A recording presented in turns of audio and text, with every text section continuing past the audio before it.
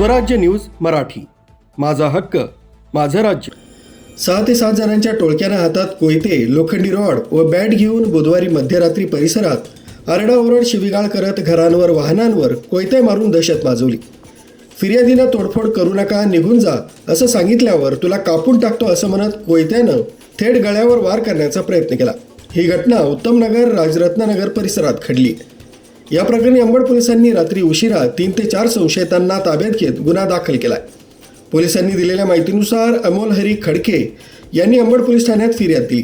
खडके हे घरात असताना एका टोळीनं रोडवर उभं राहून दहशत माजवत असल्याचं दिसून आलं। यातील वेदांत गिरी यानं हातातील कोयत्यानं रस्त्याच्या कडेला उभी असलेली दुचाकी फोडली। तसंच कोणी मध्ये आलं तर इथंच कापून टाकीन अशी धमकी दिली। फिर्यादींनी तोडफोड करू नका, निघून जा असं सांगितल्यावर गिरी यानं तुला कापून टाकतो असं म्हणत कोयत्यानं थेट गळ्यावर वार करण्याचा प्रयत्न केला। सुदैवानं फिर्यादीनं प्रसंगावधान राखत बाजूला पळ काढल्यानं त्यांचा जीव बचावलाय। स्वाती शेलार, स्वराज्य न्यूज मराठी, नाशिक।